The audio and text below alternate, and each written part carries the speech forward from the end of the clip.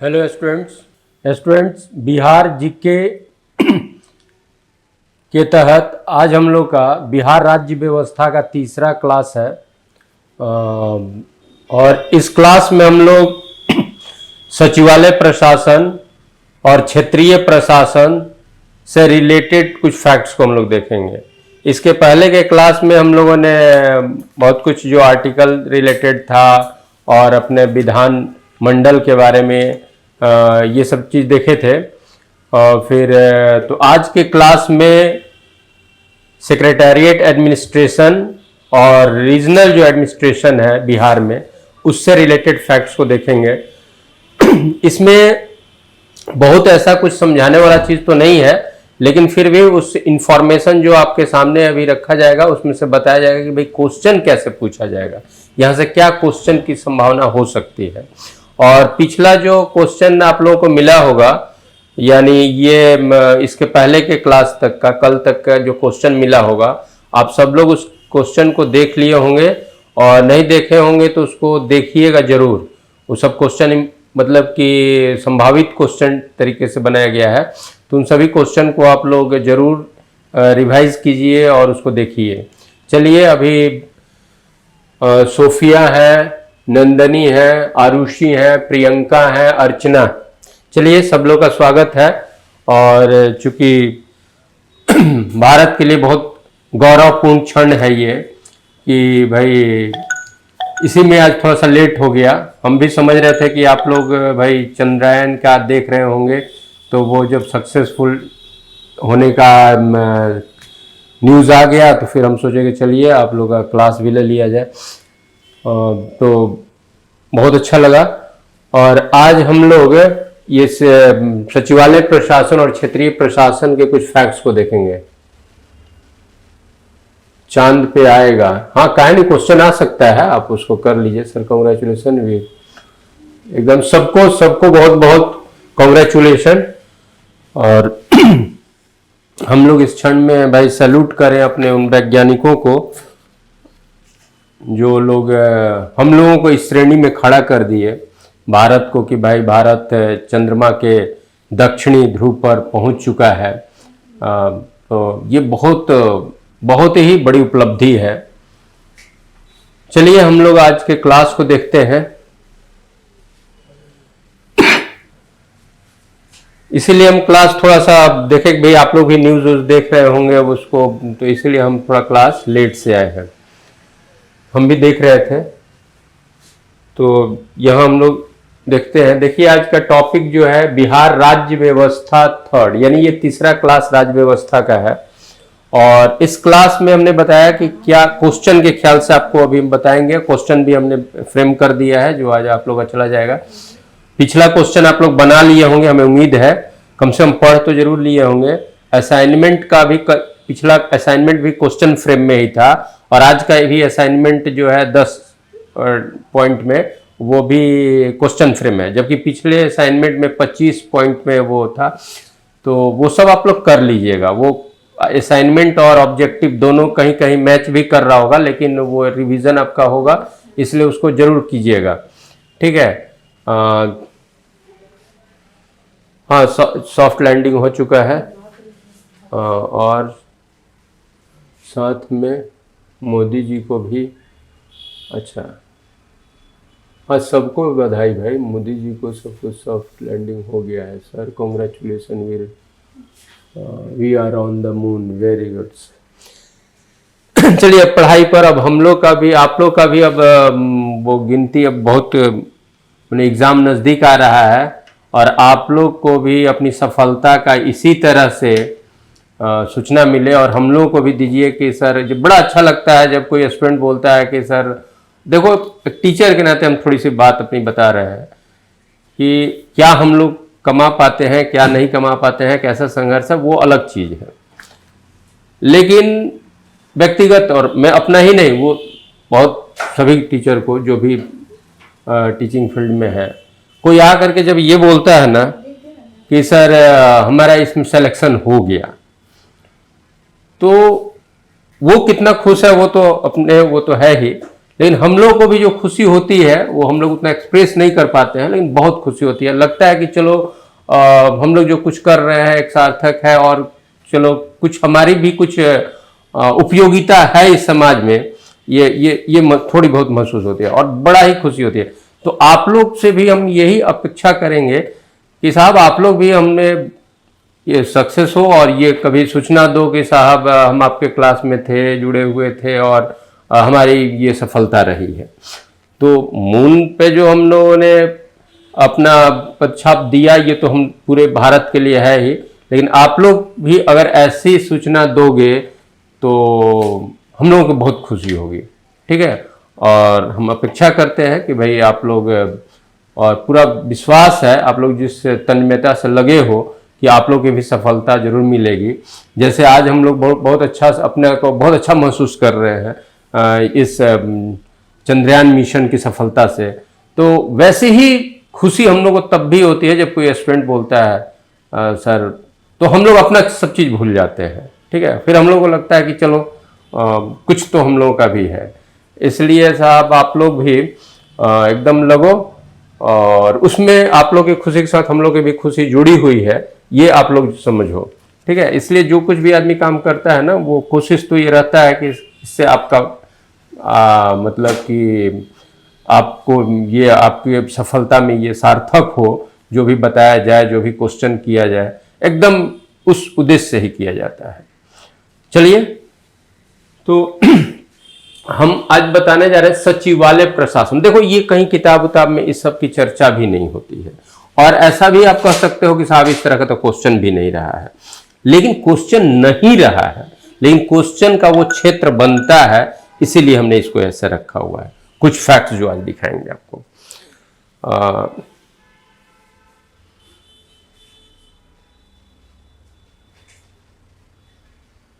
बहुत अच्छा नंदिनी ने अपना कमेंट दिया कि जिस तरह से चंद्रयान किया हम लोग भी सक्सेस होंगे। एकदम एकदम यही उम्मीद है सर। आप आशीर्वाद तो एकदम ये अब हमेशा रहता है आप लोगों के साथ से।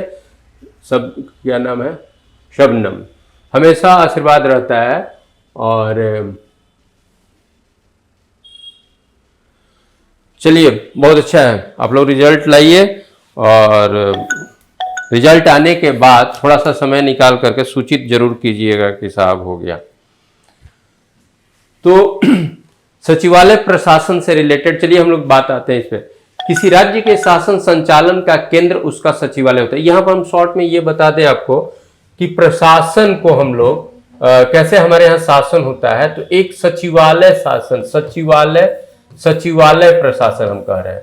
सचिवालय प्रशासन ये हमारा कहीं भी के भी, जैसे राज्य प्रशासन की बात करें तो ये एक हमारा सेंट्रल प्रशासन का जगह होता है, जहां से हर डिपार्टमेंट के जो हेड होते हैं वो बैठते हैं, मंत्री बैठते हैं। ठीक है, यानी पूरा एग्जीक्यूटिव का। तो सचिवालय क्या है, लेजिस्लेचर का चीज नहीं है, लेजिस्लेटिव का नहीं ना है, एग्जीक्यूटिव। ऐसे आपका विधानमंडल का भी सचिवालय होता है, वो अलग बात है। ये हम लोग एग्जीक्यूटिव की बात कर रहे हैं। तो इसमें मंत्री भी होंगे, हर डिपार्टमेंट के यहाँ बैठेंगे। यहाँ पर हर डिपार्टमेंट के जो ऑफिसर, जो ब्यूरोक्रेट्स होंगे, हेड होंगे, वो बैठते हैं। और भी जो स्टाफ्स होते हैं, जो सबऑर्डिनेट ऑफिसर्स होते हैं। तो ये क्या हो गया, एक तरह से समझो ये सेंट्रल मतलब कि एडमिनिस्ट्रेशन का जगह हो गया। यानी बिहार के प्रशासन चलाने का केंद्र कहाँ है, मुख्य केंद्र कहाँ है भाई, तो सचिवालय। ठीक है, अब फिर क्षेत्रीय प्रशासन होगा। फिर क्या होगा, क्षेत्रीय प्रशासन। तो क्षेत्रीय प्रशासन में फिर हम आएंगे कि भाई क्षेत्रीय प्रशासन, रीजनल हमारा एडमिनिस्ट्रेशन। तो रीजनल एडमिनिस्ट्रेशन के समय सबसे ऊपर का यूनिट क्या होगा हमारा, प्रमंडल। प्रमंडल को क्या कहेंगे, कमिश्नरी। तो प्रमंडल होगा।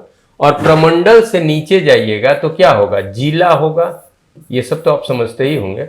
और जिला से नीचे जाइएगा क्षेत्रीय प्रशासन में तो क्या होगा, अनुमंडल, जिसको सब डिवीजन कहेंगे, अनुमंडल। और अनुमंडल से नीचे जाइएगा तो क्या होगा, प्रखंड या अंचल। प्रखंड या अंचल नहीं है, हम समझाएंगे और लिखे हुए भी हैं कि क्या है। तो इस तरह से हमारा रीजनल एडमिनिस्ट्रेशन का इस तरह से हायरार्की होता है कि भाई पहले क्या है, प्रमंडल, फिर हम पीछे जाकर के उसको पढ़ेंगे, प्रमंडल, फिर अच्छा रुको हम यही ले लेते हैं, ये ले लेते हैं।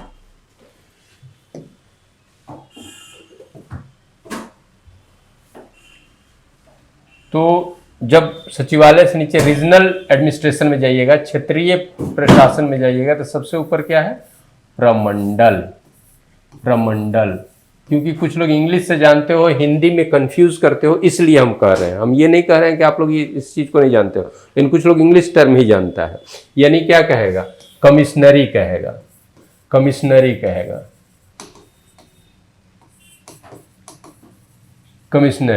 और कमिश्नरी से नीचे आओगे तो क्या होगा, जिला, और जिला यानी डिस्ट्रिक्ट, और जिला से नीचे आओगे तो यूनिट क्या होता है, अनुमंडल। ये बताने का उद्देश्य ये है कि आप जो हो इंग्लिश टर्म से जानते हो, कभी कभी हिंदी टर्म में आप कंफ्यूज करते हो, इसलिए ये है सब डिवीजन।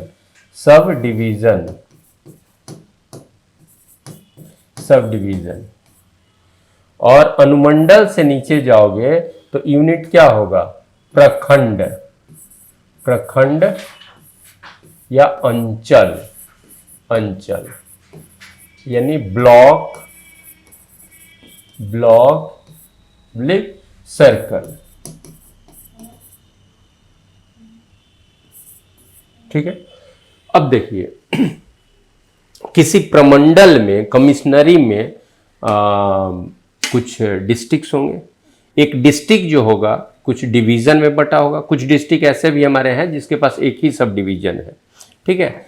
और सब डिवीजन के नीचे क्या होता है, प्रखंड या अंचल, या अंचल नहीं, प्रखंड और अंचल। लेकिन प्रखंड और अंचल का जो ऑफिस होता है वो एक साथ होता है, एक ही बिल्डिंग में होता है, ठीक है। लेकिन यह अंतर क्या है, थोड़ा सा जान लो कि डेवलपमेंट के रूप में, डेवलपमेंट वर्क के लिए, ठीक है, डेवलपमेंट का वर्क यानी कंस्ट्रक्शन का वर्क हो रहा है, ठीक है, कुछ बनाया जा रहा है, तो डेवलपमेंट के रूप में जो यूनिट है वो है प्रखंड। और प्रखंड का जो हेड ऑफिसर होता है, प्रखंड का जो ऑफिसर होता है उसको ब्लॉक डेवलपमेंट ऑफिसर कहते हैं, नाम से ही पता चल रहा है, प्रखंड विकास पदाधिकारी। और उसी के साथ वही भौगोलिक क्षेत्र भी एक है, जितना एरिया, जो एरिया आएगा प्रखंड में वही एरिया उस अंचल में भी आएगा, ठीक है। तो अंचल में भी वही एरिया आएगा, लेकिन प्रखंड यूनिट के रूप में वो डेवलपमेंट का काम, ठीक है, और अंचल के रूप में वो रेवेन्यू का काम करता है, खासकर लैंड रेवेन्यू का काम करता है मुख्य रूप से। तो एक ही साथ एक ही बिल्डिंग में ये प्रखंड का यानी डेवलपमेंट, ये क्या होगा, विकास परक कार्यों के लिए होगा, विकास के कार्य के लिए होगा। और अंचल के तहत ये राजस्व का बात होगा, राजस्व का। और आप लोग जिस एग्जाम को दे रहे हो, ठीक है, अगर नीचे रैंक आता है तो एक होता है ग्रामीण, ये पहले हम लोग ये नीतीश जी के समय से ये किया गया, अच्छा किया गया, बड़ा सर्विस को, बीपीएससी के सर्विस का जो ये है ना, जो कैडर है बहुत अच्छा से कर दिया गया। तो बिहार ग्रामीण सेवा में आप जब जाइएगा तो प्रखंड अधिकारी बनिएगा, बिहार ग्रामीण सेवा एक ये सर्विस कैडर है, बिहार ग्रामीण सेवा। तो ग्रामीण सेवा में जब जाइएगा तो आप प्रखंड में जाइएगा, और बिहार राजस्व सेवा में जाइएगा, ठीक है, रेवेन्यू सर्विस में आप जाइएगा तो सर्किल अफसर बनिएगा, अंचलाधिकारी बनिएगा, ठीक है। दोनों का ज्योग्राफिकल एक्सटेंट जो होता है वो एक ही होता है। जिस प्रखंड के अंदर जो जो गांव आएंगे, जो पंचायतें आएंगी, वो अंचल का भी वही दायरा रहेगा। लेकिन प्रखंड विकास पदाधिकारी जो होगा वो विकास डेवलपमेंट का वर्क देखेगा, उसका हेड होगा, ठीक है। और जो अंचलाधिकारी होगा, सर्किल का जो हेड होगा, वो रेवेन्यू सर्किल वो है। एक चीज और बता दें, कंफ्यूज नहीं कीजिएगा, ये जनरल एडमिनिस्ट्रेशन का बात हो रहा है। इस तरह से आप देखिएगा, उसको हम लोगों को नहीं पढ़ना है, जनरल एडमिनिस्ट्रेशन ही पढ़ना है। जैसे मान लो कि कोई डिपार्टमेंट है, जैसे या कोई जैसे बिहार रोड डेवलपमेंट कॉरपोरेशन है, वो भी अपने क्षेत्र को डिवीजन में, सब डिवीजन में बांटता है, डिस्ट्रिक्ट नहीं होता है, डिवीजन सब डिवीजन में बांटता है।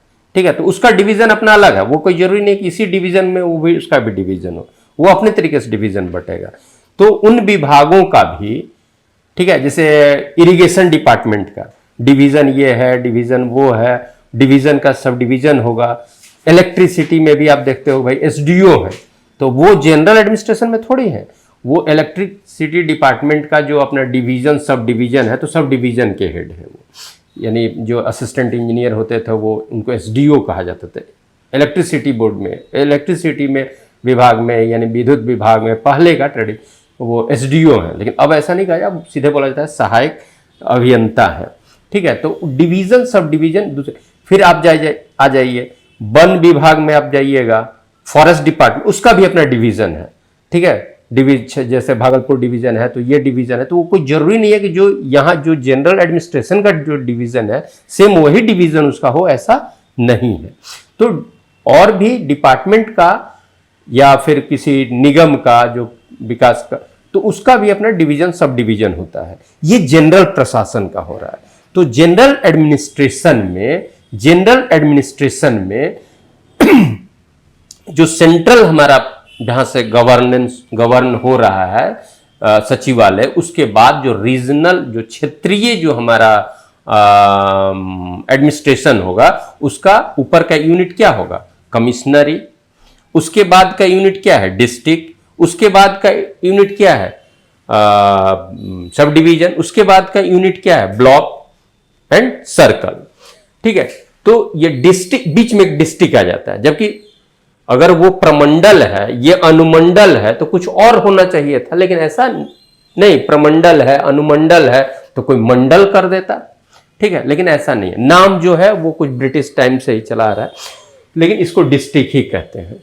तो हायरकी, क्योंकि भाई इतिहास में जब आप पढ़ते हो कि भाई मौर्य प्रशासन में सबसे प्रांत किस में बटा होता था, गुप्ता में प्रांत फिर किस में बटा होता था, विथि होता था, तो गांव होता था। तो आज जो जनरल हमारा जो है, तो ये तो जानना होगा ना।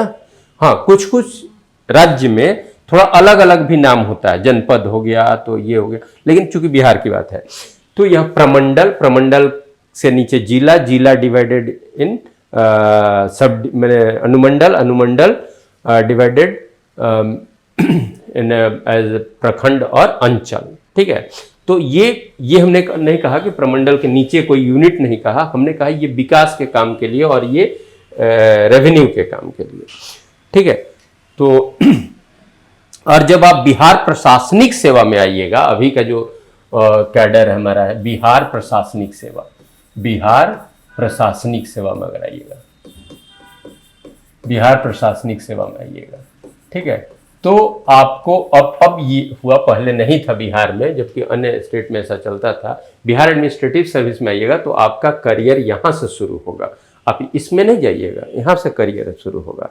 तो अभी तो आपको लगता होगा कि चलो कोई नौकरी मिल जाए, लेकिन नौकरी में जाने के बाद फिर लगता है कि अरे 10 नंबर और रहता तो यहाँ नहीं, यहाँ बैठते। यानी आपका यहाँ से शुरुआत है। ठीक है, सर्विस वो बहुत गैप है। अगर आप बिहार ग्रामीण सेवा या बिहार राजस्व सेवा में जाते हो और डायरेक्ट बिहार प्रशासनिक सेवा में जाते हो तो बहुत का अंतर है, बहुत का गैप है। एक ही एग्जाम से जा रहे हो, लेकिन थोड़ा सा नंबर के कारण ये फिर करियर में बहुत। और मैं बता दूं, थोड़ी चर्चा हो रही है इसलिए कि साहब अगर कोई स्टूडेंट आपके जैसा कोई एस्पिरेंट कम एज में, यानी मान लो कि 24-25 में अगर वो बिहार प्रशासनिक सेवा में आ जाता है, ठीक है, ऐसा हम नहीं कर रहे जिसका एज जैसा है, लेकिन अगर कोई 24-25 में बिहार प्रशासनिक सेवा में, 22-23 में बिहार प्रशासनिक सेवा में, 23-24 में अगर आ गया, तो हम तो कहते हैं कि उसको यूपीएससी करने का मलाल नहीं रहेगा। अब जो ये कैडर बाइफर्केशन जो हो गया बिहार में, ठीक है। अगर बिहार प्रशासनिक सेवा में आता है तो हम तो कहते हैं कि उसको यूपीएससी करने का मलाल नहीं रहेगा, ठीक है। ऐसा नहीं है, अंतर तो है भाई। यूपीएससी वाले का भी आप अगर इंडियन एडमिनिस्ट्रेटिव सर्विस से भी आते हो तो यहीं से करियर शुरू होगा, लेकिन आप जो अनुमंडल स्तर पर रहोगे बिहार प्रशासन, तो एक लंबे समय तक यहीं पर रहोगे। उसका 2 वर्ष का एक तरह से प्रोबेशन एक तरह से रहता है, 2 वर्ष वो एसडीएम के रूप में रहता है, फिर डीडीसी बनता है, ठीक है, डिस्ट्रिक्ट डेवलपमेंट कमिश्नर, और फिर उसका डिस्ट्रिक्ट मजिस्ट्रेट के रूप में उसका प्रमोशन होता है। वो लोग का बड़ा शेड्यूल्ड है आईएएस। लेकिन अगर हम ये नहीं कह रहे हैं कि उससे अच्छा होगा, लेकिन अगर 23, 24, 25, 26 तक में भी कोई आ जाता है ना, तो ये तो पक्का है कि वो प्रमोट करके आईएएस बनेगा ही बनेगा, ठीक है। बिहार प्रशासनिक सेवा में जाओगे तो एक समय आएगा, सर्विस लेंथ 20 ईयर का अगर हो जाता है, 17, 18, अब आगे क्या होगा हम नहीं जानते हैं, लेकिन 20 वर्ष का अगर सर्विस लेंथ हो जाता है ना, तो एक यूपीएससी तरफ से नाम भेजा जाता है, ठीक है। यहाँ पर जितना आईएएस का पोस्ट का खाली होता है ना, तो उसमें एक रेशियो है कि इतना प्रमोट करके इतना डायरेक्ट एंट्री रहेगा, ठीक है। तो जो प्रमोट वाले जो होते हैं सीनियर, जो डिप्टी कलेक्टर, जो बिहार प्रशासनिक सेवा वाले, उनका नाम भेजा जाता है यूपीएससी से, एक नॉमिनल इंटरव्यू कंडक्ट होती है और फिर भारतीय प्रशासनिक सेवा दे दिया जाता है। तो ये सब चीज़ है। फिर बिहार पुलिस सेवा है, बिहार पुलिस सेवा, बिहार पुलिस सेवा, पुलिस सेवा ही लिखते हैं ऐसे। पुलिस के लिए एक शब्द आरक्षी भी आता है, तो बिहार आरक्षी सेवा भी लिखा जाता है। तो बिहार पुलिस सेवा में आइएगा तो डीएसपी, जो आप कहते हैं डीएसपी, ठीक है, इसका डिप्टी कलेक्टर कहेंगे। बिहार पुलिस सेवा में जब आइएगा तो उसका भी करियर एक तरह से समझिए तो अनुमंडल से शुरू होता है, ठीक है। आफ्टर प्रोबेशन वो एसडीपीओ बनता है। बिहार प्रशासनिक सेवा से आप आओगे तो एक कुछ प्रोबेशन के बाद, अभी तो एक नया चल गया है कि एसडीएम के नीचे एक एएसडीएम रख रहा है। हमको लग रहा है ये बिहार प्रशासनिक सेवा वालों के लिए ही कुछ दिन उनको एएसडीएम रखता है और उसके बाद एसडीएम, ठीक है। और बिहार पुलिस सेवा से जाते हो तो एसडीपीओ होता है, सब डिविजनल पुलिस ऑफिसर, जो बहुत पहले ये नहीं था, और वो डीएसपी ही कहा जाता है। लेकिन आपका रैंक डीएसपी का हुआ, लेकिन उस जगह पर उसका डेजिग्नेशन का नाम होता है एसडीपीओ, मतलब वो पोस्ट पद का नाम होता है एसडीपीओ। तो यहाँ से एसडीपीओ, इनका भी अगर कम एज में होता है तो इनका भी प्रमोशन फास्ट ही है एक तरह से। इस वर्ष में 17, 18 वर्ष के बाद ये भी आईपीएस के रूप में प्रमोट हो जाएंगे, ठीक है। तो कम एज आने पर गैप जो होता है ना आईएएस वाले के साथ, बहुत बड़ा अंतर नहीं दिखेगा अगर एज कम है तो, ठीक है। क्योंकि वो तो सर्विस लेंथ से ही लेगा ना, वो एज से तो प्रमोशन देगा नहीं, कितना दिन का सर्विस है। चलिए ठीक है, हम कुछ इसी तरह बताने के क्रम में आपसे चर्चा हो गई। तो प्रमंडल, डिस्ट्रिक्ट, अनुमंडल, प्रखंड। अब बहुत लोगों को लग रहा होगा कि साहब ये सब कौन नहीं जानता है, अब जानते हो, लेकिन फिर भी कुछ लोग जो कंफ्यूज हो रहा होगा, इसके लिए हमने ऐसा कहा है। और क्वेश्चन क्या होगा ये हम बताएंगे भी आपको।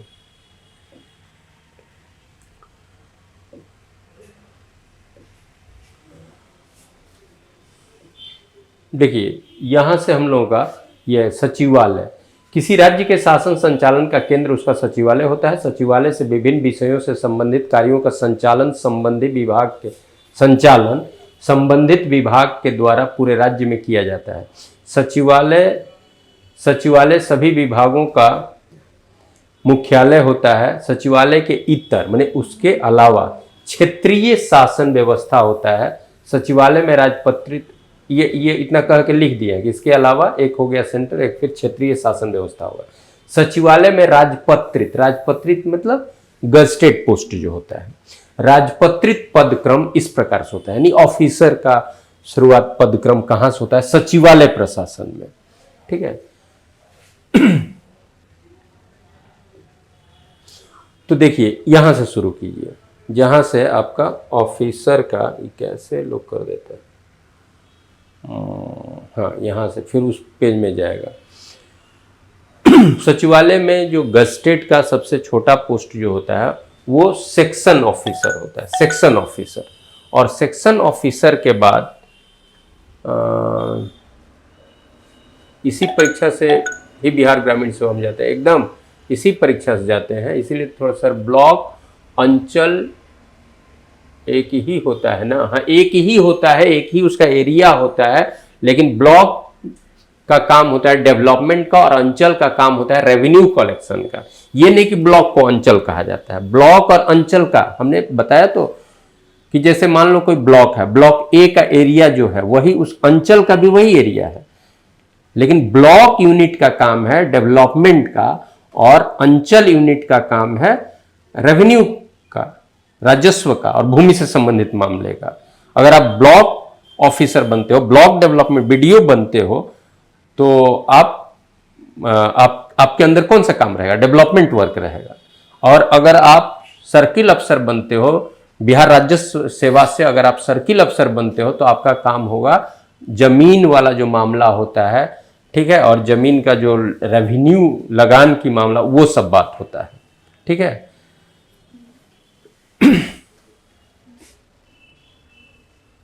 हाँ वो सब बात होगा। प्रमंडल 9 है, बिहार में 101 अनुमंडल है, सीओ का फुल फॉर्म सर्कल ऑफिसर होता है, बीडीओ रेवेन्यू, बीडीओ क्या बोले हो, आरओ क्या, रूरल ऑफिसर ग्रामीण सेवा, ठीक है। सर कितना गांव को मिलाकर एक ब्लॉक होता है? ऐसा कुछ नहीं है कि कितना गांव को मिला करके होता है, ठीक है।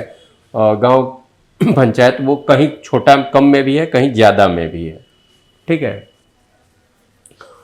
तो देखो यहाँ हम बता रहे थे सचिवालय में, सचिवालय में ऑफिसर का सबसे नीचे वाला पोस्ट क्या होता है? Section officer. और सेक्शन ऑफिसर डायरेक्ट एंट्री नहीं होती है। बहुत पहले सेंट्रल सेक्रेटेरिएट में सेक्शन ऑफिसर जो होता था वो यूपीएससी में ही ग्रुप बी में नीचे जिसका नंबर आता था वो सेंट्रल सेक्रेटेरिएट में सेक्शन ऑफिसर हो जाता था। ये सेक्शन ऑफिसर जो बनते हैं प्रमोट होकर के बनते हैं, जिस सचिवालय सहायक का सुने होंगे, सचिवालय सहायक के रूप में जो नियुक्त होते हैं वही प्रमोट होकर के सेक्शन के ऑफिसर, सेक्शन ऑफिसर होते हैं किसी भी हर विभाग में। ये मत समझना कि एक ही है, सब जगह पर होगा, ठीक है। बीपीएससी के तहत सबसे लोअर पोस्ट की क्या सुविधा प्रदान होता है? अब देखो बाबू, हर समय हर पोस्ट भी नहीं आता है, हर समय हर सर्विस नहीं आता है। जिस समय जिस सर्विस में वैकेंसी होती है वही दिखाई जाती है, ठीक है। और सुविधा की बात आप कह रहे हो तो पहले तो आपको जो वेतन मिलने वाला है वो वेतन मिलेगा। कहीं भी अगर ऑफिसर हो जाओगे ना तो एक नॉमिनल सुविधा आपको, अब इस सब पे टाइम मत लो, ऑफिसर अगर हो जाते हो तो इतना तो होगा ही ना। किसी भी कैडर में ऑफिसर अगर होते हो, कहने का मतलब ग्रामीण सेवा में जाओ, राजस्व सेवा में जाओ, या बिहार वाणिज्य सेवा में जाओ, या फिर आप बिहार पुलिस सेवा में जाओ, तो कहीं भी अगर नीचे वाले में कहीं भी जाते हो तो कम से कम आप एक ऑफिसर का मतलब क्या होता है? अथॉरिटी आप हो जाते हो एक तरह से, ठीक है। अधिकारी लगा ही हुआ है आपका अधिकार। तो आपका एक सेपरेट चेंबर, एक सेपरेट आपके लिए ऑफिस, एक यूनिट के तो आप कहीं ना कहीं हेड ही बनाए जाते हो ना। ऑफिसर का मतलब यही होता है जिस लेवल पर, किसी ना किसी लेवल पर आप एक अथॉरिटी की तरह होते हो, ठीक है। और उस तरह से आपको रिगार्ड, उस तरह से सभी चीज़ें मिलती हैं, ठीक है। हम ये नहीं कह रहे हैं कि नीचे में कुछ नहीं, हम कह रहे हैं जब एक ही एग्जाम से इस तरह के पद की बात है तो भाई कोशिश हमेशा करो कि ऊपर की स्थिति में रहो, ठीक है। दूसरी बात ये, चलो सचिवालय में तो सबसे नीचे का गेस्टेड पोस्ट क्या होगा? Section officer. ये डायरेक्ट एंट्री का भी स्थिति नहीं है, शायद राज्य में कभी भी नहीं रहा है। सेंट्रल सेक्रेटेरिएट में यूपीएससी से सेक्शन ऑफिसर भी बहुत पहले हुआ करता था, अब ये भी नहीं है। तो ये प्रमोट होकर के होता है। फिर मोटा मोटी फिर अंडर सेक्रेटरी होता है, शायद ये भी लोग प्रमोट होकर के ही होते हैं। और इसके बाद होता है डिप्टी सेक्रेटरी।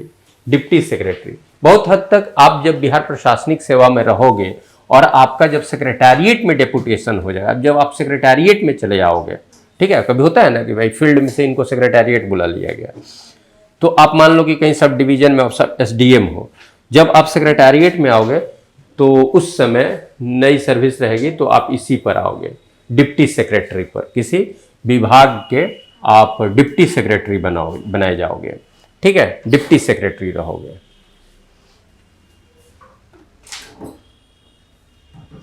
अच्छा, राज्य कर्मी, हम अधिकारी की बात कर रहे हैं। राज्य कर्मी का मतलब कि भाई राज्य कर्मी होने का मतलब क्या हुआ, आप राज्य के एम्प्लॉई हो, गवर्नमेंट एम्प्लॉई हो। राज्य कर्मी का मतलब क्या होता है, राज्य के कर्मचारी, उसी को शॉर्ट में राज्य कर्मी, गवर्नमेंट एम्प्लॉय। बात समझ रहे हो ना वो। तो यहां पर हम बात कर रहे हैं, शायद आप लोग इसको समझ नहीं रहे हो। ये हो गया डिप्टी सेक्रेटरी। तो अगर इसके ऊपर का सेक्रेटेरिएट में जो पोस्ट होता है, फिर ज्वाइंट सेक्रेटरी। अगर आप सीनियर डिप्टी कलेक्टर हो गए हो, एडीएम ओडीएम रैंक में अगर हो, ठीक है, या फिर डीडीसी रैंक में हो और बिहार प्रशासनिक सेवा से, और आप जब यहाँ आते हो, इवन कि नया अगर डीएम भी अगर कोई बना है, चाहे बिहार प्रशासनिक सेवा वाला प्रमोट होकर हुआ है या डायरेक्ट आईएएस है, जब वो सेक्रेटेरिएट में आएगा, न्यू सर्विस लेंथ रहेगा, तो वो ज्वाइंट सेक्रेटरी। अब किसी विभाग में ज्वाइंट सेक्रेटरी के ऊपर होता है एडिशनल सेक्रेटरी, एडिशनल सेक्रेटरी, और उसके ऊपर होगा, ये कैसे कैसे हो गया जी, अपर सचिव, ये इसके बाद में होना चाहिए।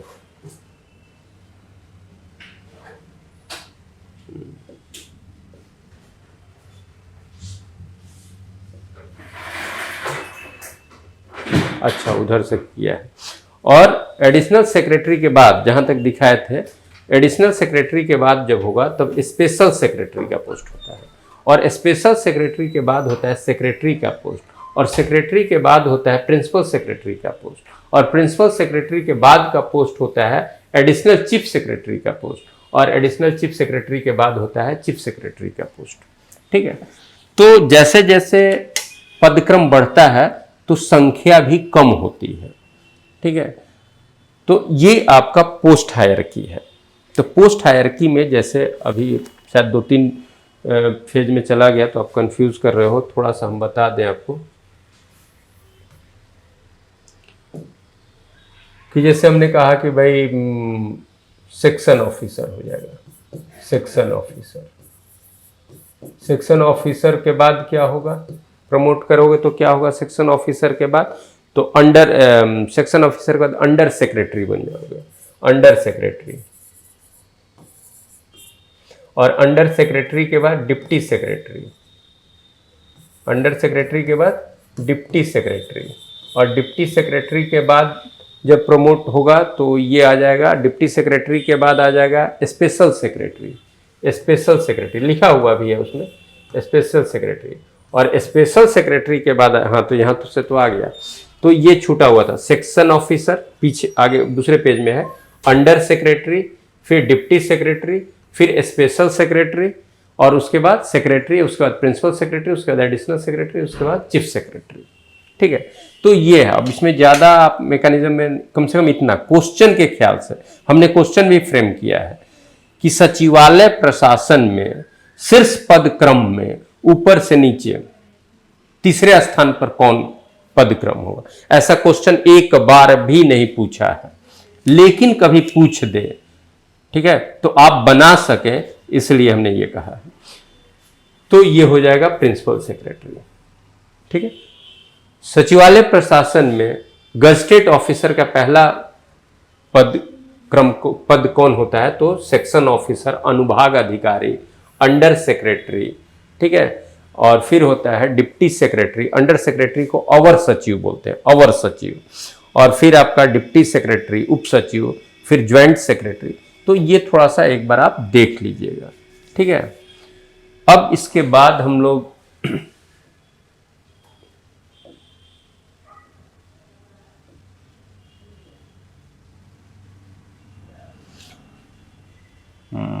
और क्या है,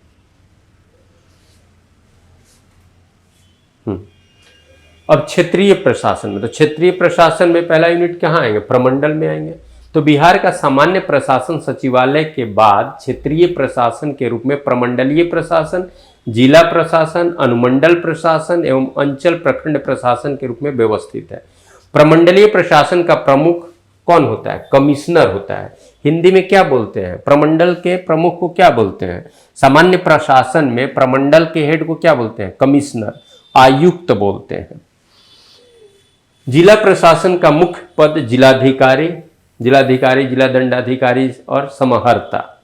ठीक है, तो जिलाधिकारी भी बोलेंगे और जिला दंडाधिकारी भी और समाहर्ता भी। देखिए ये सब का बोलने का अलग अलग आधार है। ठीक है, चूंकि आप पब्लिक एडमिनिस्ट्रेशन जो पढ़े होंगे तो उसमें देखे होंगे कि डिस्ट्रिक्ट जो यूनिट है ना, रीजनल एडमिनिस्ट्रेशन का जो डिस्ट्रिक्ट यूनिट है वो एक नोडल टाइप का होता है, और खास करके डीएम का जो पोस्ट होता है ना, एक नोडल पोस्ट होता है। ठीक है, वो डिस्ट्रिक्ट में रेवेन्यू कलेक्शन का हेड होता है, खास करके लैंड रेवेन्यू का हेड होता है, इसीलिए समाहर्ता कहा जाता है, कलेक्टर कहा जाता है, डिस्ट्रिक्ट कलेक्टर, डिस्ट्रिक्ट के रेवेन्यू का कलेक्ट करने वाला। और शुरू में रेवेन्यू का आधार क्या होता था? शुरू में मुख्य रूप से रेवेन्यू क्या होता था? मुख्य रूप से राजस्व कहां से आता था? लैंड रेवेन्यू होता था। और आप तो जानते हो भाई, मौर्य के समय भी समाहर्ता पद था, मौर्य के काल में भी समाहर्ता पद था। तो ये इसलिए चूंकि वो डिस्ट्रिक्ट लेवल पर रेवेन्यू कलेक्शन का, लैंड रेवेन्यू कलेक्शन का हेड ऑफिसर होता है, इसलिए उसको उसको समाहर्ता भी कहा जाता है। ठीक है, और इसीलिए कलेक्ट्रेट जो आप देखते हो, कलेक्टर का जो ऑफिस होगा, उसको कहीं कहीं समाहरणालय लिखा हुआ भी होता है। लेकिन डिस्ट्रिक्ट लेवल पर वो लॉ एंड ऑर्डर कंट्रोल का भी सबसे बड़ा ऑफिसर होता है। डिस्ट्रिक्ट लेवल पर लॉ एंड ऑर्डर कंट्रोल का सबसे बड़ा एग्जीक्यूटिव मजिस्ट्रेट होता है, सबसे बड़ा एग्जीक्यूटिव मजिस्ट्रेट होता है, जुडिशियल मजिस्ट्रेट नहीं, एग्जीक्यूशन के लिए। तो वो एक दंडाधिकारी भी है, तो इसीलिए उसको जिला दंडाधिकारी कहा जाता है। और ये दो बात तो हो गई, दो तो डायरेक्ट उसके ऊपर रेस्पॉन्सिबिलिटी है कि डिस्ट्रिक्ट का लैंड रेवेन्यू कलेक्शन का, दूसरी रेस्पॉन्सिबिलिटी डिस्ट्रिक्ट में लॉ एंड ऑर्डर मेंटेन कराने का। और इसके अलावा वो जो डीएम का पोस्ट होता है, वो जो डिस्ट्रिक्ट, वो एक नोडल पोस्ट है, यानी वो अन्य विभागों के साथ कोऑर्डिनेशन का, अन्य विभागों पर निगरानी का, ये सब भी उसको अधिकार होता है। ठीक है, ठीक है, आप मान लो कि डिस्ट्रिक्ट में जो हेल्थ डिपार्टमेंट का हेड होता है, ठीक है, डिस्ट्रिक्ट में जो सबसे बड़ा डॉक्टर, जो डिस्ट्रिक्ट लेवल पर गवर्नमेंट डॉक्टर कहा जाएगा, उसको सीएमओ कहेंगे। ठीक है, चीफ मेडिकल ऑफिसर, मुख्य चिकित्सा पदाधिकारी, पहले उसको सिविल सर्जन कहा जाता था। ठीक है, सिविल सर्जन आज भी बोला जाता है, इस जिला के सिविल सर्जन ये है, एक चला आ रहा है। सिविल सर्जन क्यों कहा जाता है, बहुत लोग इसमें नहीं जानते हैं। इसका कारण ये है, हम ऐसा नहीं कह रहे हैं कि हम ही जान रहे हैं, लेकिन सामान्य रूप से सिविल सर्जन इसको इसलिए कहा जाता था कि अंग्रेजों के समय में उनके मिलिट्री का अलग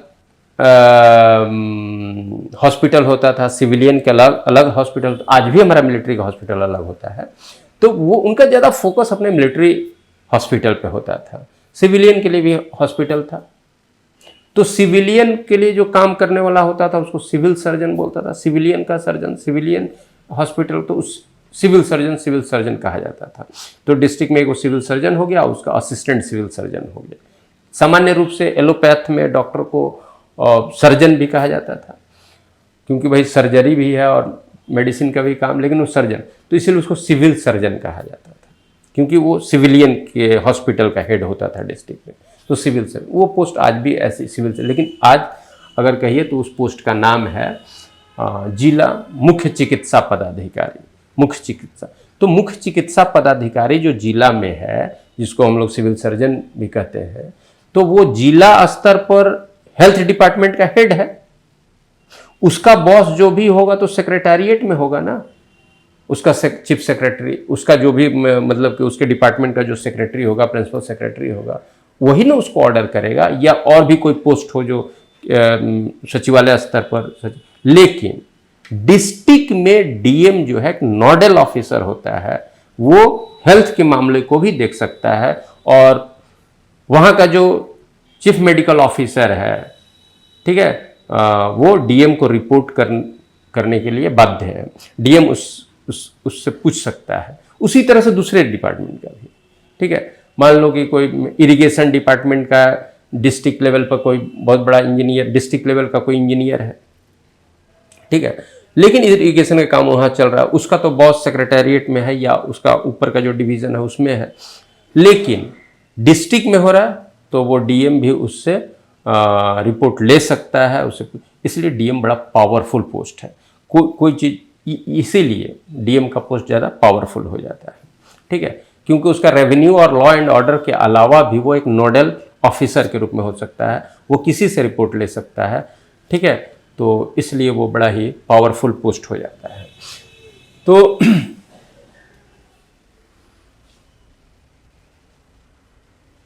स्कॉलरशिप का काम कौन करता है? सोफिया का बैंकिंग डिपार्टमेंट क्या का सर?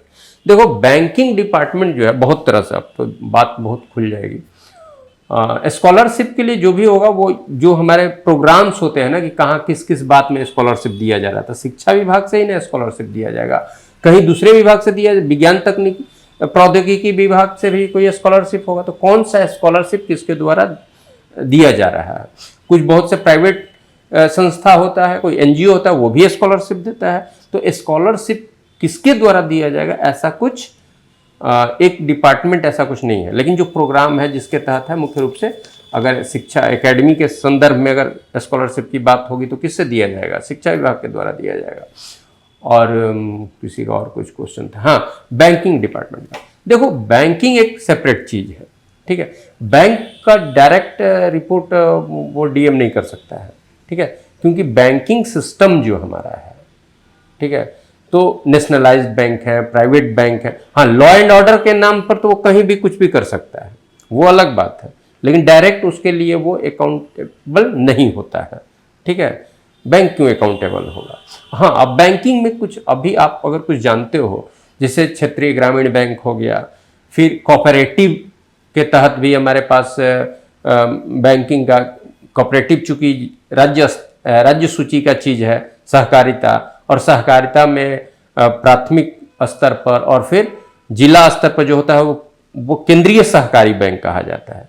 यहाँ नाम एक है, सहकारी बैंक का 3 चरण होता है। सहकारी बैंक की हम बात कर रहे हैं, जनरल बैंकिंग की बात नहीं कर रहे हैं, जो कोऑपरेटिव मूवमेंट को प्रमोट करने के लिए होता है, ठीक है। तो वो जो सहकारी बैंक होता है, तो सहकारी बैंक डिस्ट्रिक्ट लेवल पर सहकारी बैंक को केंद्रीय सहकारी बैंक कहते हैं। ये एक चीज जान लीजिएगा, कभी क्वेश्चन पूछ देगा। तो एक प्राथमिक सहकारी बैंक, ठीक है, जो ग्रामीण स्तर पर होता है, जो पैक्स का जो बात सुनते हो, उसके बाद हो जाता है आपको डिस्ट्रिक्ट लेवल पर वो होता है केंद्रीय सहकारी बैंक, और राज्य स्तर पर फिर राज्य सहकारी बैंक, ठीक है। तो उस पर कुछ डीएम का डायरेक्ट रहता है। चलिए अब उन सारी बातों को यहाँ पर हम शॉर्ट में बताना चाह रहे हैं कि भाई प्रमंडल का प्रशासन का प्रमुख कमिश्नर होगा, जिला प्रशासन का प्रमुख जिलाधिकारी होगा, अनुमंडलीय प्रशासन का मुख्य पद जो होता है अनुमंडलाधिकारी, अनुमंडल अधिकारी कहो या अनुमंडलीय दंडाधिकारी कहो, जिस तरह से डीएम का जो रोल होता है डिस्ट्रिक्ट में, वही एसडीएम का रोल हो जाएगा सब डिवीजन में, क्योंकि सब डिवीजन का एरिया तो छोटा होगा ना। सब डिवीजन किसके अंदर है? डिस्ट्रिक्ट के अंदर। तो एक सब डिवीजन में मोटा मोटी एसडीएम का वो रोल होता है, वो भी एक नोडल ऑफिसर की तरह होता है, ठीक है। कुछ हद तक इस तरह की बातें थोड़ा सा पहले वीडियो को भी रहता था, लेकिन अब वीडियो डेवलपमेंट के वर्क में ही रहेंगे, क्योंकि अब ब्लॉक में बहुत सा ऑफिसर, हर डिपार्टमेंट का अलग अलग ब्लॉक लेवल पर ऑफिसर लगभग हो गया है, ठीक है। ब्लॉक लेवल पर आपका शिक्षा प्रखंड शिक्षा पदाधिकारी भी हो गया, पंचायत राज अधिकारी भी है ब्लॉक लेवल पर, राजस्व का है ही। तो इसलिए अब ब्लॉक में जो वीडियो होता है वो मुख्य रूप से डेवलपमेंट के वर्क भेज देता है। लेकिन अगर कहीं कोऑर्डिनेशन की बात आती है, अलग अलग डिपार्टमेंट ब्लॉक लेवल पर कुछ कोऑर्डिनेशन की बात आती है, तो प्रायोरिटी फिर वीडियो को ही जाता है, ठीक है।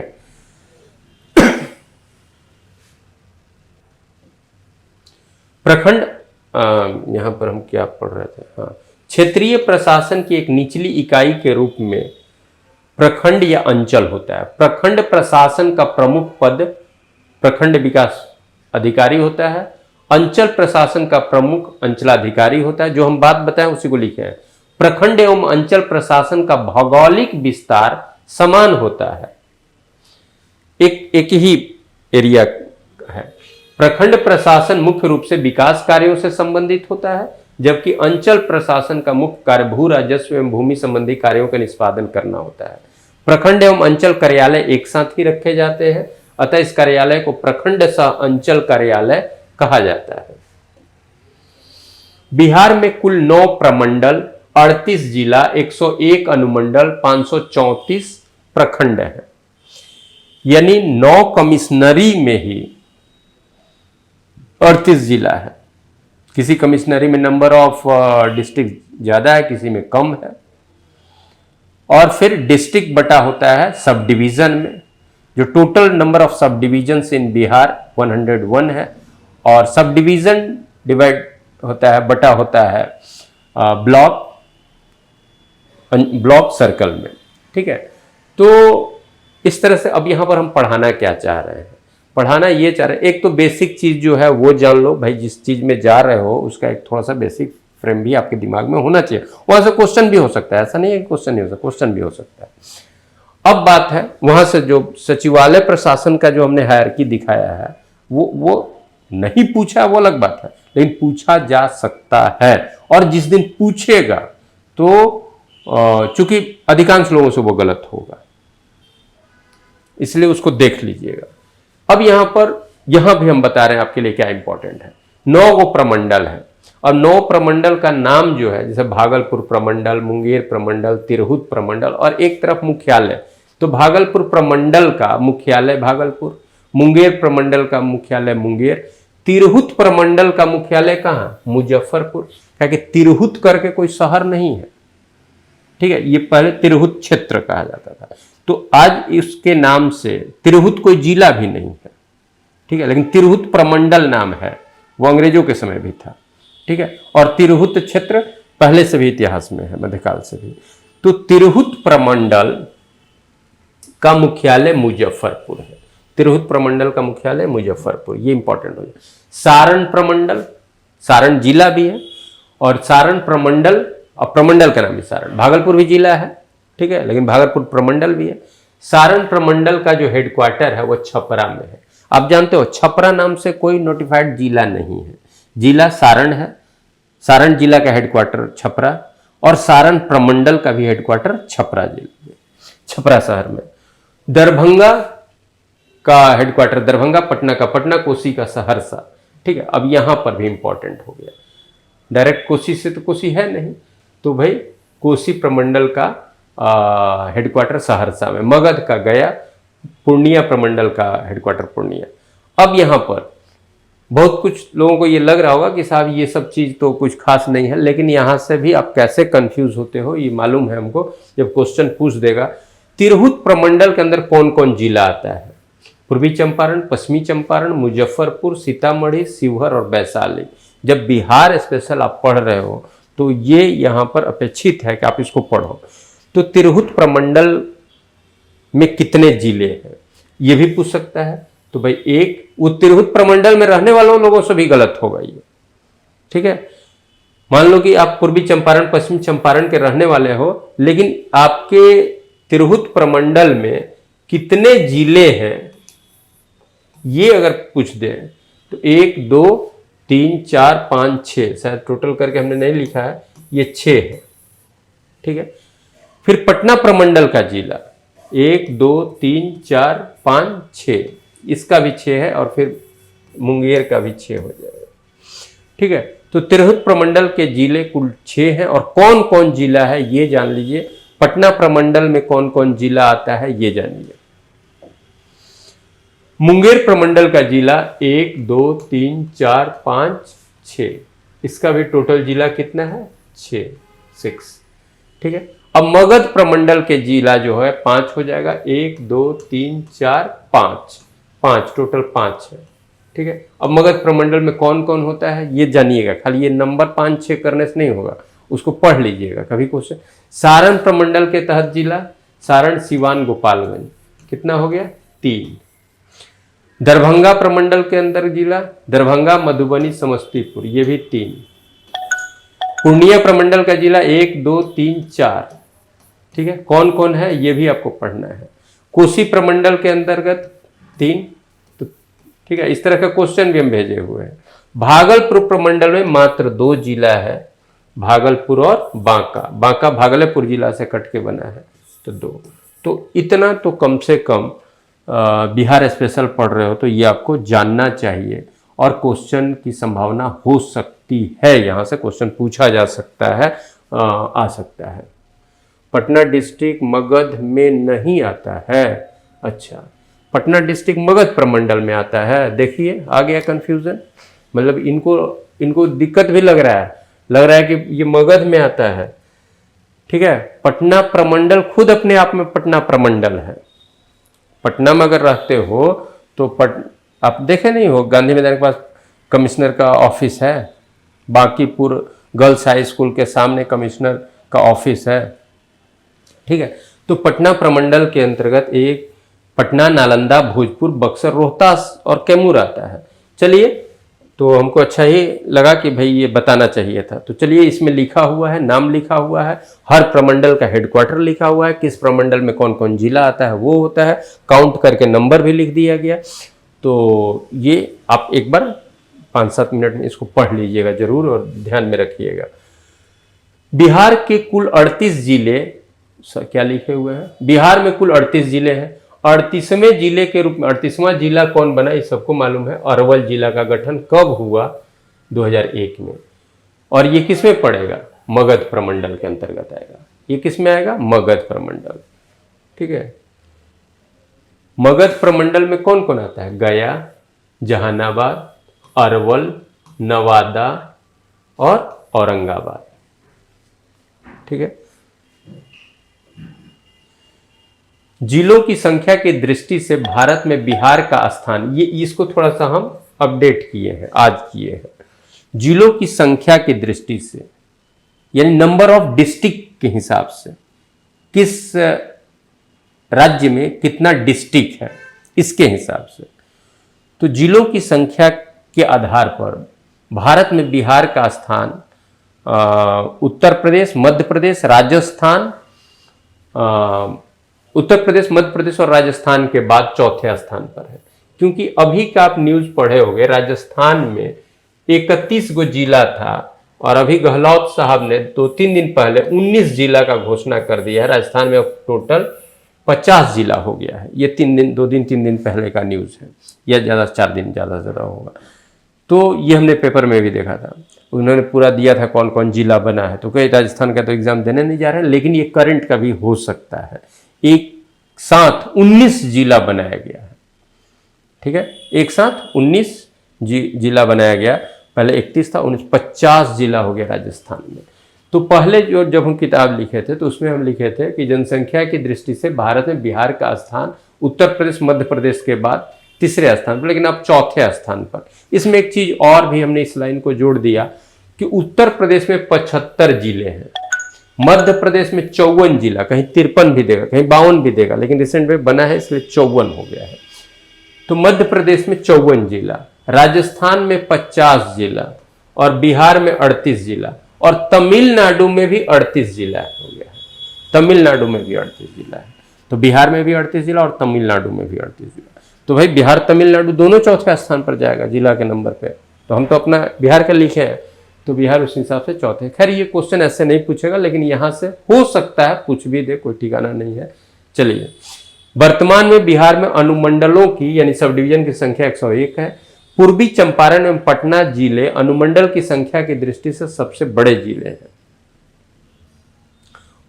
अब ये अनुमंडल में, यहां पर वर्तमान में बिहार में अनुमंडलों की संख्या 101 है, यानी डिस्ट्रिक्ट के नीचे सब डिवीजन अनुमंडल। तो सबसे ज्यादा अनुमंडल जो है वो किसमें है? पूर्वी चंपारण और पटना में, यानी पटना जिला में, पटना डिस्ट्रिक्ट में। पटना डिस्ट्रिक्ट 6 अनुमंडल में बटा हुआ, 6 अनुमंडल सब डिविजन्स हैं।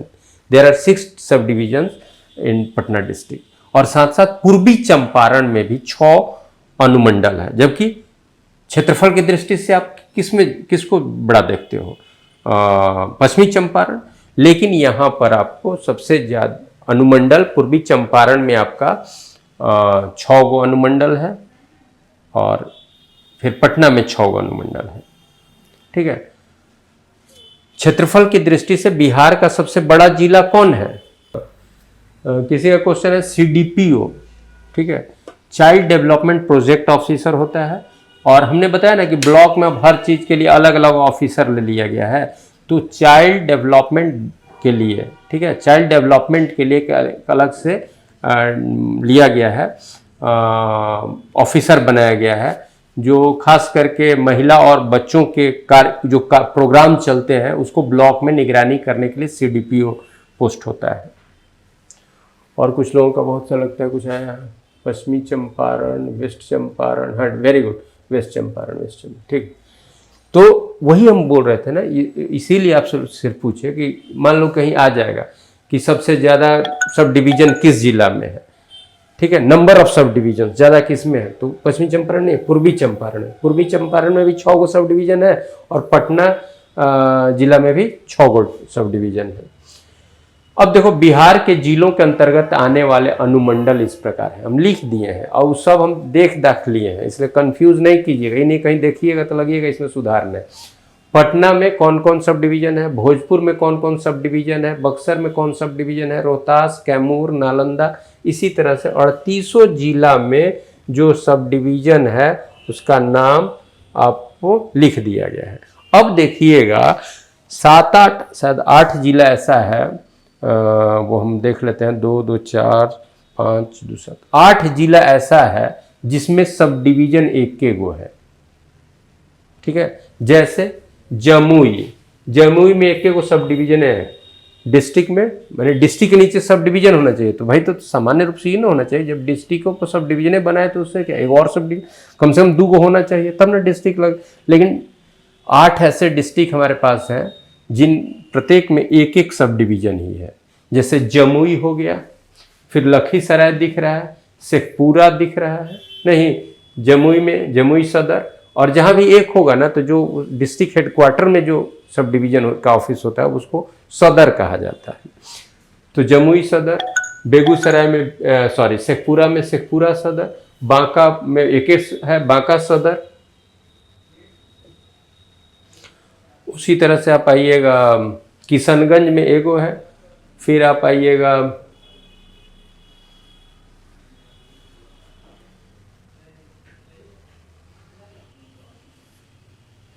जहानाबाद में एगो है, अरवल में एक है, ठीक है। तो इस तरह से 8 है जिसमें एक ही सब डिवीजन है। शिवहर में एगो सब डिवीजन है, तो शायद हो भी गया होगा। तो शिवहर, अरवल, जहानाबाद, किशनगंज, शायद किशनगंज हम लोग नहीं देखे थे, बांका, शेखपुरा, लखीसराय और जमुई, ये जिले हैं जिसमें प्रत्येक में एक ही सब डिवीजन है। तो ऐसा क्वेश्चन भी पूछा जा सकता है, ठीक है। ये कोई बहुत आश्चर्य की बात नहीं होगी अगर क्वेश्चन पूछते तो।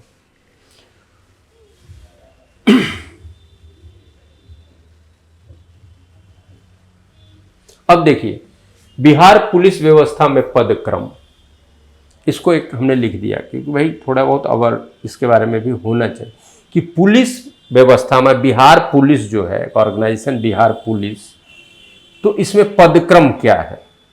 तो भाई बिहार पुलिस में सबसे ऊपर का जो पोस्ट है वो डायरेक्टर जनरल होता है, महानिदेशक, पुलिस महानिदेशक। अब ऐसा जरूरी नहीं है कि एक ही पुलिस महानिदेशक हो, वो आपको वो रैंक सबसे ऊपर का रैंक है DG, director general police, DGP उसको बोलेंगे, director general of police, director general police, ठीक है। ऐसा सबसे ऊपर का पोस्ट होगा। उसके नीचे क्या होता है, एडीजे, ठीक है, एडीजे, और इसको एडिशनल भी बोला जाता था लेकिन अब देखते हैं असिस्टेंट लिखता है एडीजे। इसके बाद आईजी, इंस्पेक्टर जनरल, महानिरीक्षक, उसके नीचे डीआईजी, उसके नीचे जाइएगा तो सुप्रिटेंडेंट पोस्ट होता है, अधीक्षक, जो जिला में एसपी जो होता है। उसके नीचे आइएगा तो एएसपी, ठीक है। एएसपी को पहले एडिशनल एसपी कहीं लिखेगा भी तो एडिशनल भी और कहीं अब असिस्टेंट भी लिखता है, तो एएसपी, ठीक है। तो एएसपी का क्या हुआ, एडिशनल सुप्रिटेंडेंट ऑफ पुलिस, अब असिस्टेंट सुप्रिटेंडेंट ऑफ पुलिस भी लिखता है। और फिर ये हो गया आपका DSP, deputy superintendent of police, ठीक है। तो उपाधीक्षक, फिर नीचे आइएगा तब होगा उपाधीक्षक, यानी डीएसपी से नीचे का कौन सा रैंक होता है, इंस्पेक्टर, और इंस्पेक्टर से नीचे का रैंक होता है सब इंस्पेक्टर, और सब इंस्पेक्टर को बोलेंगे उप निरीक्षक। अब देखिए, ठीक है, उप निरीक्षक, और उप लग गया तो आप सब इंस्पेक्टर हैं। अब महा लग गया, महानिरीक्षक हो गए तो आईजी हो गए, एसपीओ से ऊपर चले गए। नहीं, मैंने उसमें भी उप महानिरीक्षक तो डीआईजी, उससे नीचे। तो और उप निरीक्षक, ठीक है, सब इंस्पेक्टर के नीचे हुआ assistant sub inspector, ASI, ASI, ठीक है। और उससे नीचे आइएगा तो हवलदार, जिसको एक तरह से दूसरे ऑर्गेनाइजेशन में जैसे पैरामिलिट्री में उसको हेड कांस्टेबल बोलते हैं। उसके नीचे का जो आपका है सिपाही यानी सिपाही, और उसको आप आरक्षी भी बोल सकते हैं। क्या बोलते हैं? आरक्षी। ऐसे आरक्षी, पुलिस का हिंदी आरक्षी होता है, लेकिन पद भी आरक्षी बोला जाता है और सिपाही भी बोला जाता है। ये सब थोड़ा सा है कंफ्यूजन, क्योंकि भाई पोस्ट सिपाही जो पोस्ट हुआ, आप बोल रहे हो नीचे सिपाही, तो ऐसे पुलिस का भी, सिपाही का मतलब पुलिस नहीं ना हुआ, पुलिस तो ऑर्गेनाइजेशन हो गया ना, पुलिस तो बॉडी हो गई ना, लेकिन पुलिस का भी आरक्षी हिंदी होता है और कहीं कहीं पद को भी आरक्षी, ठीक है। तो इसको सिपाही, ठीक है। तो नीचे का सबसे जो स्टार्ट है वो सिपाही हो गया, हवलदार हो गया, सहायक उप निरीक्षक हो गया, फिर उप निरीक्षक हुआ, फिर निरीक्षक हुआ, फिर उपाधीक्षक हुआ, फिर अधीक्षक हुआ, फिर उप महानिरीक्षक हुआ, फिर महानिरीक्षक हुआ, ठीक है। फिर आपका मतलब आईजी के ऊपर जाइएगा तो क्या होगा, मतलब उसको डीजी, और डीजी से नीचे हो जाएगा असिस्टेंट करके एडिशनल डीजी हो जाएगा, एडीजे हो जाएगा, एडीजी, एडीजी, ठीक है। तो इस तरह से क्रम है आपका। तो इस सब क्रम को आप थोड़ा देख लीजिएगा, जैसे हमने बताया आपको 2-3 बार में ही कर दिया है कैसे कैसे। सहायक यानी असिस्टेंट डायरेक्टर जनरल, तो इसको असिस्टेंट भी एडिशनल भी बोला जाता था, तो एडीजे हो गया, एडीजी हो गया, ठीक है, जे नहीं एडीजी, और ये हो गया डीजी। और सबके साथ डायरेक्टर जनरल और जगह भी होगा, तो इसीलिए इनमें पी लगा रहता है, नहीं डायरेक्टर जनरल पुलिस। तो चलो ठीक है, ये सब उतना कर लें। लेकिन कभी कभी अगर क्वेश्चन मान लो कि पूछ दे, तो इसमें कौन कह सकता है कि ये क्वेश्चन पूछने लायक नहीं था? अगर पूछ दे कि भाई इंस्पेक्टर के ऊपर का पोस्ट क्या होता है, या उपाधीक्षक के नीचे का पोस्ट क्या होता है, या शुरुआती का चौथा पोस्ट कौन सा होता है, शुरू से पदक्रम में बिहार पुलिस में आरंभिक पदक्रम में चौथे स्थान पर कौन सा पद होता है, ऐसा क्वेश्चन भी फ्रेम किया जा सकता है, ठीक है। तो आप लोग एक नज़र इसको देख लीजिएगा, और बहुत लोग तो बहुत कुछ जानता है इसमें, ठीक है। फिर भी अब आइएगा बिहार शासन व्यवस्था से संबंधित अन्य महत्वपूर्ण तथ्य। इसको मैं तेजी में थोड़ा पढ़ दे रहा हूं और इस पे ध्यान दिए रहिएगा, क्योंकि शायद लगता है कोई क्लास नहीं है इसलिए हमको कोई बोलने नहीं आया है, तो आप पढ़ लो। यहाँ बिहार में लोकसभा हेतु 40 सीट, राज्यसभा हेतु 16 सीट, ये सब हम लोग पढ़े हुए हैं। और बिहार में लोकसभा के लिए 6 सीट जो है वो शेड्यूल कास्ट के लिए रिजर्व सीट है, यानी schedule caste reserve seat Bihar में कितना है? 6, ठीक है, 6 सीट शेड्यूल कास्ट रिजर्व है। लोकसभा, कोई लोकसभा निर्वाचन क्षेत्र बिहार में शेड्यूल ट्राइब के लिए लोकसभा निर्वाचन क्षेत्र कोई शेड्यूल ट्राइब के लिए रिजर्व नहीं है। 6 को जो है शेड्यूल कास्ट, 6 लोकसभा क्षेत्र जो है शेड्यूल कास्ट के लिए रिजर्व है। ये पहले दिन ही हम लोग पढ़े थे ये सब। भारतीय संविधान के अनुसार बिहार में प्रथम आम चुनाव 1952 में। स्वतंत्रता से पूर्व बिहार विधानसभा के प्रथम अध्यक्ष श्री रामदयालु सिंह जी थे, यानी प्रथम अध्यक्ष, जबकि स्वतंत्र भारत में बिहार विधानसभा के प्रथम अध्यक्ष श्री बिंदेश्वरी प्रसाद वर्मा जी हैं, ये हम लोग पहले भी पढ़े हैं। स्वतंत्रता प्राप्ति के बाद बिहार के प्रथम राज्यपाल श्री जयराम दास दौलतराम। बिहार में अभी तक 8 बार राष्ट्रपति शासन लागू हुआ है, और ये लिस्ट आप लोग को पिछले क्लास में हमने दिया है, ठीक है, कब लगा है, उस समय मुख्यमंत्री कौन थे और उस समय गवर्नर कौन थे, ये एक टेबल बना के, एक बॉक्स बना करके हमने आपको प्रेजेंट किया, उसको जरूर देखिएगा, वहां से क्वेश्चन रहेगा। बिहार में अभी तक 8 बार राष्ट्रपति शासन लग चुका है। निम्नांकित मुख्यमंत्रियों के कार्यकाल के दौरान राष्ट्रपति शासन, भोला पासवान शास्त्री जब थे तो 3 बार लगा है, राबड़ी देवी जी के समय 2 बार, जगन्नाथ मिश्रा जी के समय 1 बार, रामसुंदर दास जी के समय 1 बार और लालू प्रसाद जी के समय 1 बार। ये हम काल के समय के हिसाब से नहीं किए हैं, जैसे 3 बार, 2 बार, 1 बार, 1 बार, 1 बार, इस हिसाब से किए हैं। तो इसको देख लीजिएगा और उस बॉक्स को भी पढ़िएगा। पटना उच्च न्यायालय की स्थापना 3 फरवरी 1916 को हुई थी। पटना उच्च न्यायालय का प्रथम मुख्य न्यायाधीश, वहां भी हम लोग पढ़े हैं, फिर से एक बार देख लीजिएगा, ठीक है। और ये कब से कब तक रहे थे। स्वतंत्र भारत में पटना उच्च न्यायालय के प्रथम मुख्य न्यायाधीश, स्वतंत्र भारत में, ठीक है, स्वतंत्रता के बाद जो प्रथम मुख्य न्यायाधीश थे वहां वो क्लिफोर्ड मनमोहन अग्रवाल थे।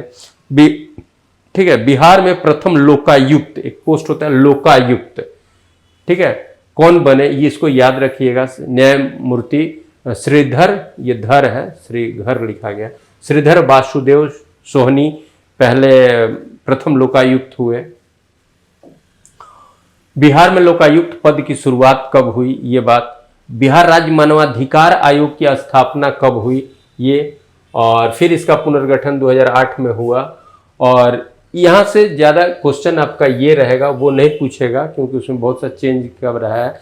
इसके प्रथम अध्यक्ष यानी बिहार राज्य मानवाधिकार आयोग के प्रथम अध्यक्ष कौन थे, ये पूछेगा।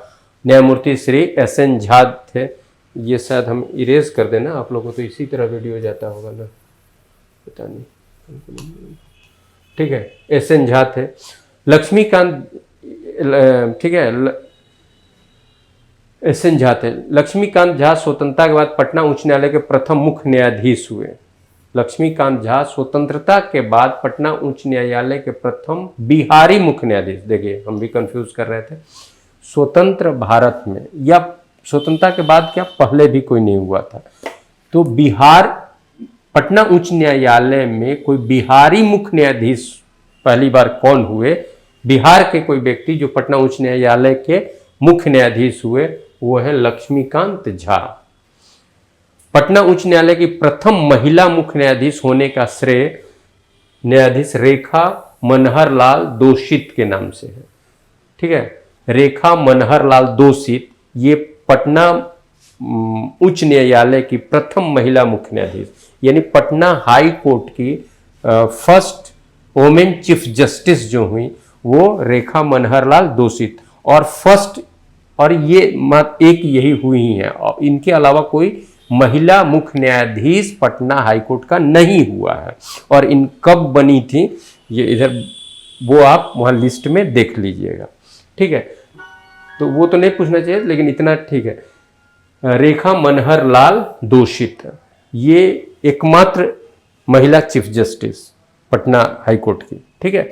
तो प्रथम भी और एकमात्र भी तो लिख दिया गया, प्रथम यही हुई है।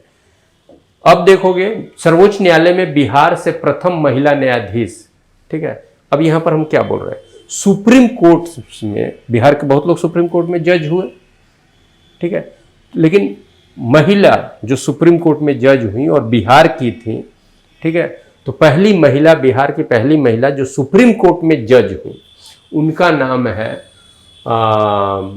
ज्ञान सुधा मिश्रा। ज्ञान सुधा मिश्रा, ठीक है। तो ज्ञान सुधा मिश्रा ये बिहार की पहली महिला जो सुप्रीम कोर्ट में जज हुई, और ये पटना हाई कोर्ट में भी जज रही थी, और झारखंड उच्च न्यायालय की ये चीफ जस्टिस रही थी, ठीक है। झारखंड उच्च न्यायालय की चीफ जस्टिस रही, उसके बाद ये सुप्रीम कोर्ट में जस्टिस हुई।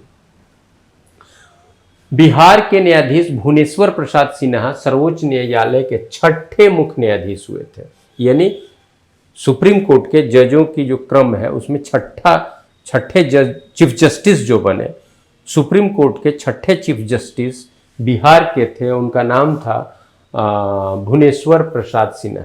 और बिहार के दो व्यक्ति सुप्रीम कोर्ट में चीफ जस्टिस हुए हैं, एक 6ठे नंबर पर, एक फिर 24वें नंबर पर, ठीक है। तो एक हुए भुवनेश्वर प्रसाद सिन्हा जी, और एक हुए जस्टिस ललित मोहन शर्मा, ये 24वें क्रम पर हुए थे। तो 24वें 6ठे तो नहीं, लेकिन ये 2 लोग हुए थे, ये बिहार सरकार ने Bihar right to public grievance redressal act को जून 2016 को लागू किया। खैर पढ़ लीजिएगा, ये मैंने एक्ट नहीं पढ़ना है, बस उसको याद रखिएगा। और भूमि सुधार से संबंधित बिहार में जो नियम बना वो कब बना, ये आप देख लोगे, ठीक है। मतलब ये बस इसको याद करना, भूमि सुधार अधिनियम 1950, बटाईदारी अधिनियम 1957, भूमि सुधार संशोधन अधिनियम 1961, भूमि सुधार संशोधन अधिनियम 1973 और भूमि सुधार संशोधन अधिनियम 1981 और भू हथबंदी अधिनियम 1961।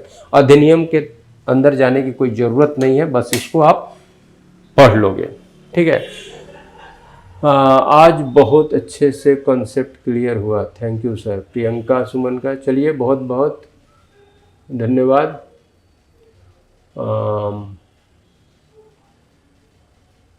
हाँ, सौरभ का कहना है सर करंट का क्लास क्यों नहीं हो रहा है, हम पूछ लेंगे, हमको कोई शेड्यूल मालूम नहीं रहता है। 2000 के बाद हटा दिए गए, सतीश से दिया गया। अच्छा, एसएसपी की पोस्टिंग डिस्ट्रिक्ट में या कमिश्नरी में? देखो, उस कमिश्नरी प्रशासन से पुलिस प्रशासन नहीं है, इसलिए हम उसको थोड़ा साइड में लिखे हैं। एसएसपी होता है कि कोई डिस्ट्रिक्ट अगर बड़ा है ना तो वहाँ एक से ज़्यादा एसपी रखना पड़ता है, तो उसमें जो सबसे सीनियर होता है उसको एसएसपी कहा जाता है। एसएसपी डिस्ट्रिक्ट में ही होता है, ठीक है। तो बिहार में पुलिस कमिश्नर का पोस्ट नहीं है। बड़े बड़े शहर में के एडमिनिस्ट्रेशन में पुलिस कमिश्नर रखा जाता है, हमारे यहाँ पुलिस कमिश्नर का पोस्ट नहीं है। लेकिन जो बड़ा डिस्ट्रिक्ट है वहाँ पर एक एसपी से नहीं होता है, शहरी एसपी, सिटी एसपी करना होता है, ग्रामीण एसपी करना होता है। पटना में तो देख रहे हो कि सिटी एसपी भी 3-3 शायद हो गया है, ठीक है। तो जिस डिस्ट्रिक्ट में number of superintendent of police ज़्यादा होता है, एक से अधिक होता है, तो वहाँ पर जो सबसे सीनियर मोस्ट रखा जाता है उसको एसएसपी कहा जाता है, वो डिस्ट्रिक्ट में ही होता है, ठीक है।